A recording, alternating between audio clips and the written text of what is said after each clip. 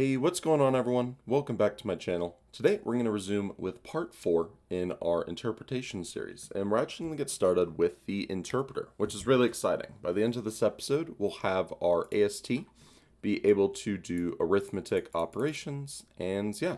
But before we can get onto the interpreter, I wanted to add to the lexer a new type, and this is going to define a null value.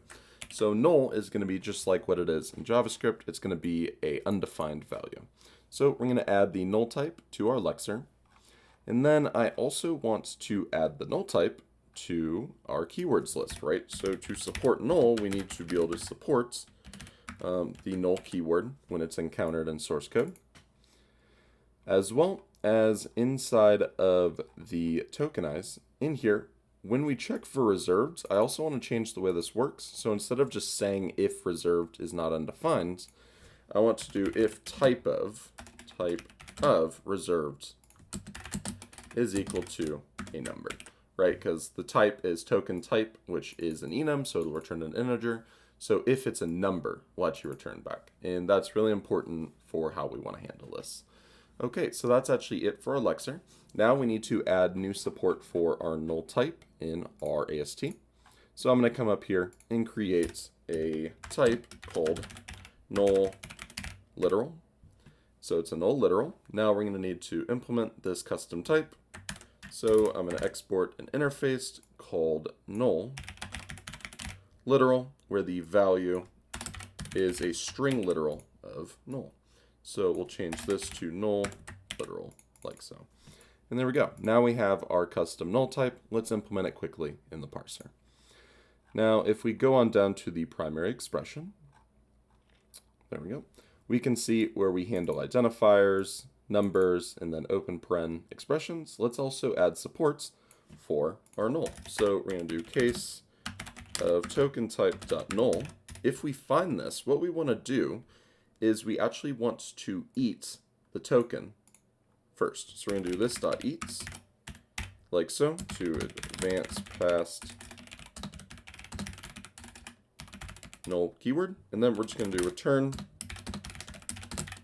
The kind is going to be a null literal, with the value being null. And we're just going to say this is as a null literal, like so. So there we go. We're just going to simply return a null literal. The reason we're eating is because currently, if we were to do it like this, it would be kind of messy with the type, since it technically is a string not of type null. So we just eat beforehand so that way we can advance the token. So let's just really quickly test this out. And we're just going to do a quick deno run dash a main.ts. We get our REPL, and we can do null. And we can see we get a type of null literal. We can also say 10 plus null, and so we get the proper binary expression. Now that we have this working, let's actually go ahead and implement our interpreter. So I'm going to exit out of here, clear the terminal, close the parser, close the AST, and we're actually going to create a runtime folder, just like here, that's in parallel to the front end folder. From this runtime folder, we're going to create two new files, value.ts as well as .ts, interpreter.ts and values.ts. Values is going to define the types that we're going to be using for our runtime, right? Because at runtime, we have no clue if a value is a null, a boolean, a custom object, a function, etc. So here, we're going to have value types, which is just going to basically be another tagged union, very similar to our node type. So I'm going to create a value type field here, and we're going to support two types, null as well as number, like so. Okay, and this is type, not like that. Okay, so we now have added those. Let's create these two types. So we're going to create a interface called runtime value, and it's simply going to have a type field, which is going to be of type value type, like so. Now we're going to want to create our null type. So export interface null value. or we'll call it null val, extends a runtime value, right? The type is going to be now, it's going to be null, and the value is going to be null, like so. And there we go. Now let's also add two more things.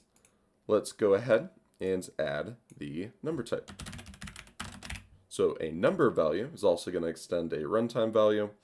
The type is going to be number, and the value is going to be of type number, like so. Okay, so that's actually it currently for our value type. In the future, we'll add support for custom user-defined functions, objects, booleans, and strings, but for now, this is fine. So now we can get rid of our values, and we're actually going to want to import them from our values.ts. So we're going to want to import the value type and runtime val. Value type and runtime val, like so. We're also going to want to import our AST node type as well as all these types. So we're going to import node type, statements, etc. from our AST front ends so that we can actually define our parser. Okay, so we're pretty much done with the types and imports. Now let's actually get into the fun things, and that is importing our actual interpreter. Now, to do this, I'm going to create a function which is going to be called export function, and it's going to be called interpret, or actually we can call it evaluate, like so. It's going to take in the AST node, and the AST node is going to be of type statements, like so. And the return type is going to be a runtime value, because at this point in time, we'll actually be evaluating these nodes and translating them into values, like so. So what we're going to do is we're going to want to switch over this AST node dot kinds. And we're going to want to handle all of the different types of AST nodes that we can get, right? We have a whole bunch that we created before, and now we want to be able to handle these. So let's go ahead and add the case for a simple, let's add the case for the numeric literal. So we're going to do case node,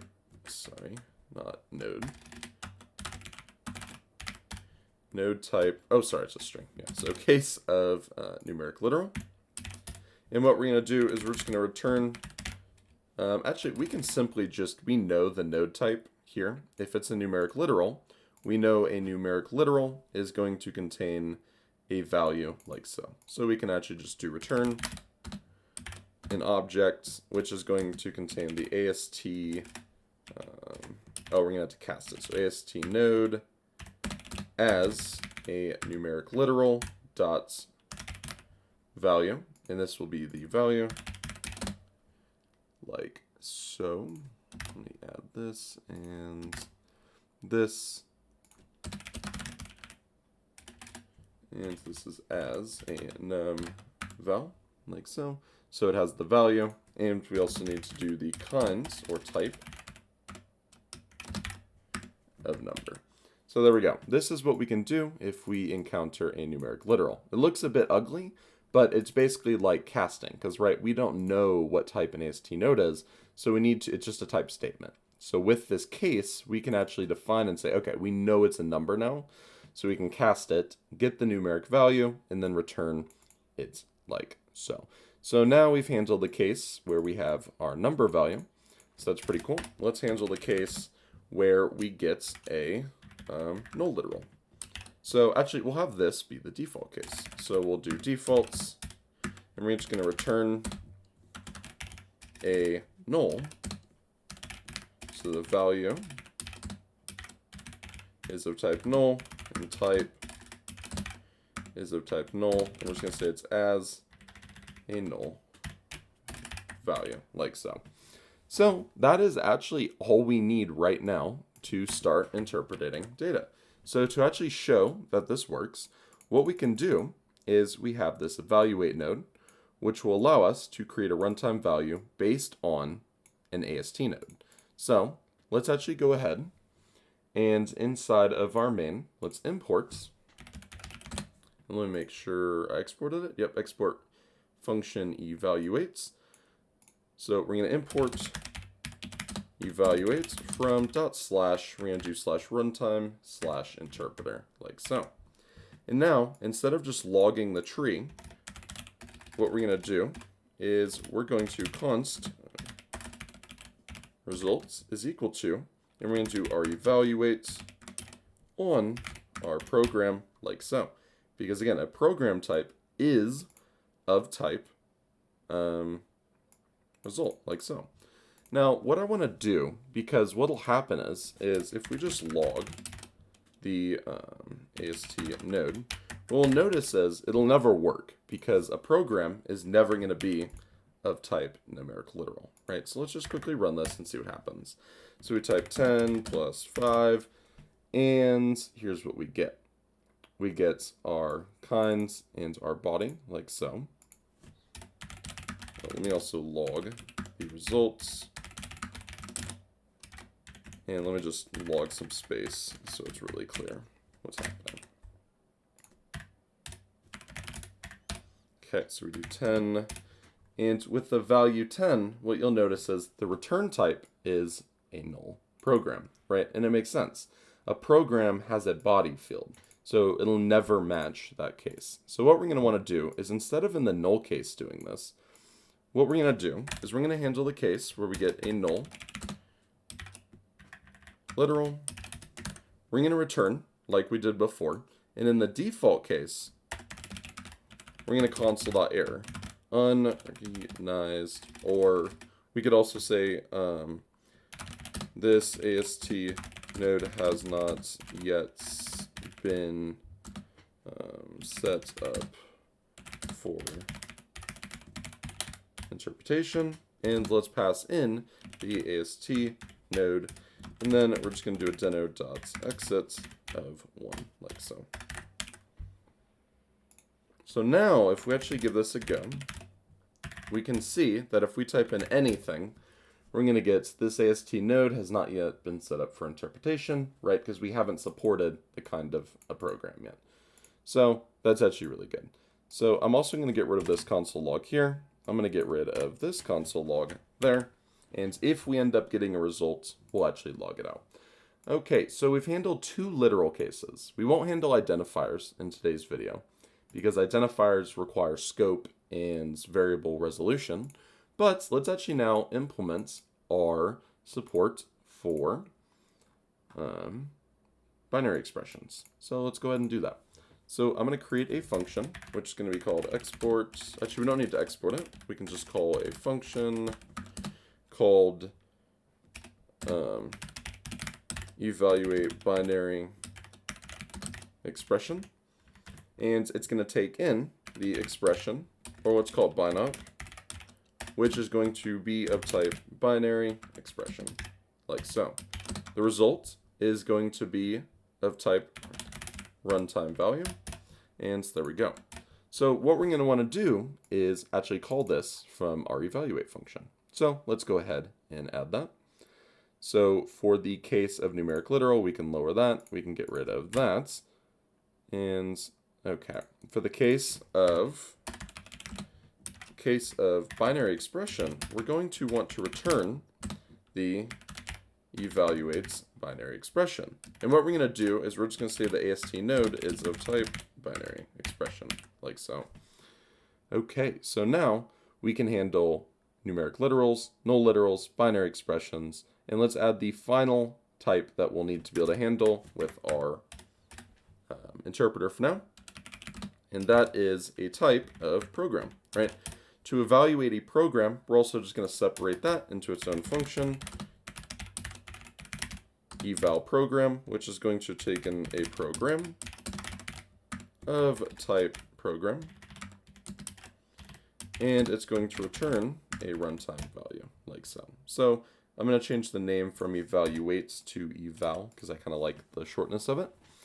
And we're going to call, if it's a case program, we're going to return our eval program case, and we're going to do AST node as program, like so.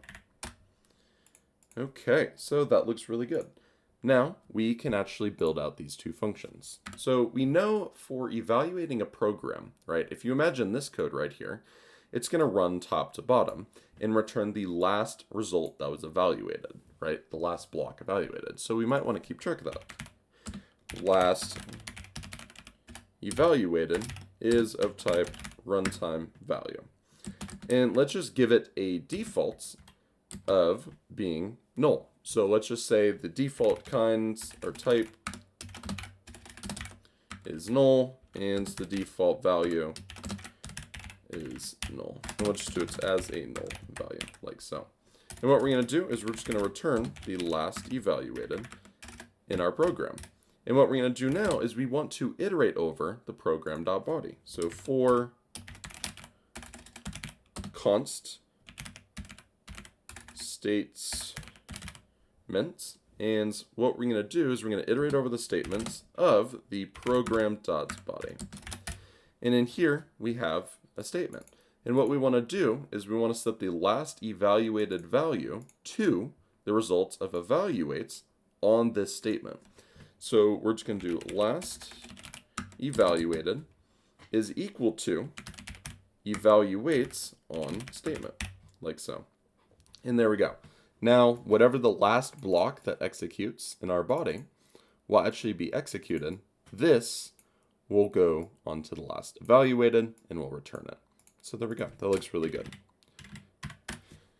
Okay, now we want to implement the evaluate binary expression. So for evaluating a binary expression, we want to make sure at first that we're actually dealing with two numeric types. So what we're going to do is we're going to do const left hand side is equal to evaluates. We're going to evaluate the binop dot left, and we're going to do const RHS. I'm going to also rename this to LHS is equal to eval binop dot R, just like so. So now we have the left hand side and the right hand side. And what you'll notice is they're of type runtime value now. So at this point, RHS will have a type. And if it's of type number, we know we can do binary operations on it. However, doing binary operations on null values doesn't work. Doing binary operations on a string like a plus does work. So in the future, we'll handle complex types like that as well. But for now, we want to check that both of these types are not null. So we'll just check that they're both valid numbers. So we'll say if LHS dot type is equal to number and RHS dot type is equal to number, then we're just going to return we're going to evaluate these as binary expressions. So we're going to do eval numeric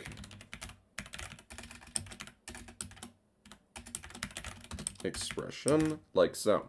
And we're going to pass in these two as numeric values. So we're going to say LHS as number val, RHS as number val, like so. And there we go. And then else one or both are null. Then we're just going to return a null value. So we're going to do return type is going to be null, value is going to be null. There we go. Because, right, if you try to add or subtract or divide null onto something, you're going to get null. So that's what we're going to do. We're going to handle null like this. So there we go. Now we just need to implement eval numeric binary expression like so. So let's go ahead and implement this. I'm going to kind of hide those two. And in here, we're going to define our function like so. It's going to take in two number values. Number val, RHS is of type number val, and it needs to take in an operator before I forget, which is going to be of type string. And it returns a type of number val, like so. So let's go ahead and define the logic for this function as well as pass in the binary operator. So we do binop.operator to get the operator. Okay, so now we have the left-hand side, right-hand side, and the operator, and we know these are all numbers.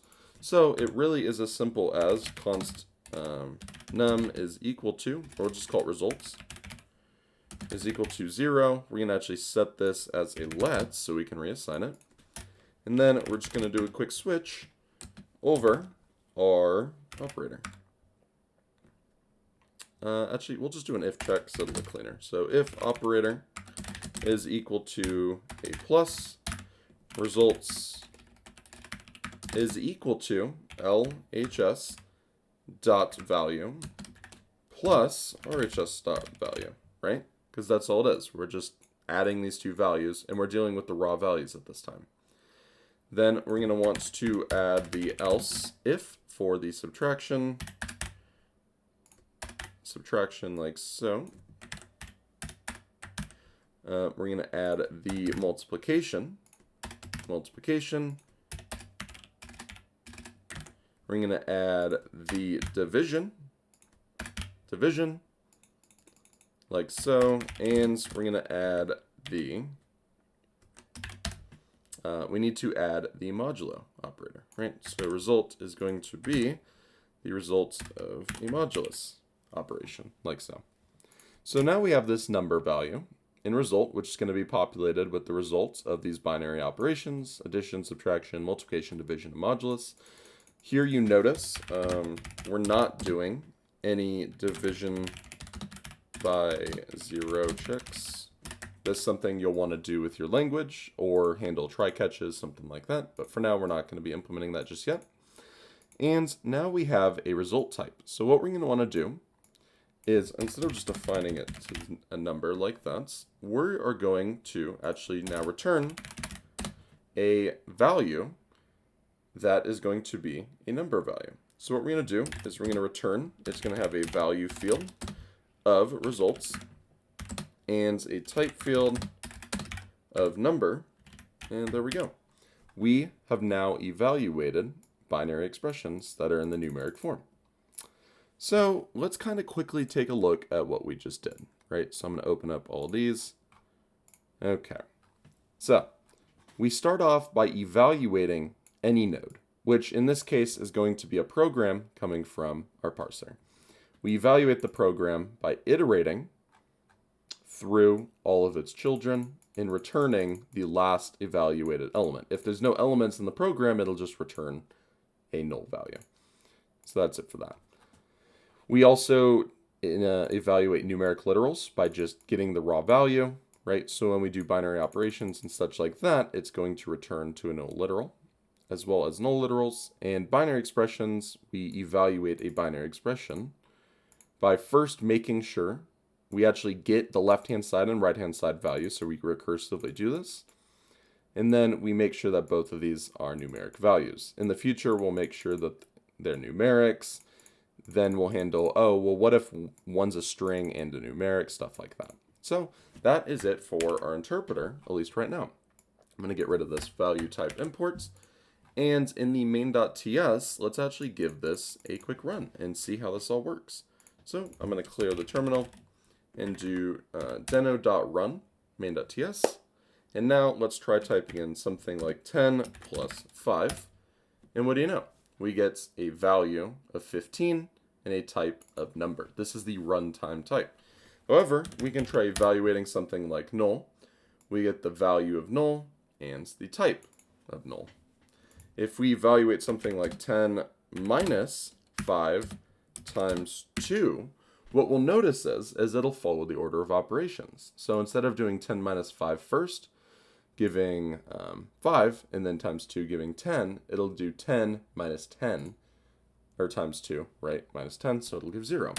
And we can see that it follows the order of operations properly.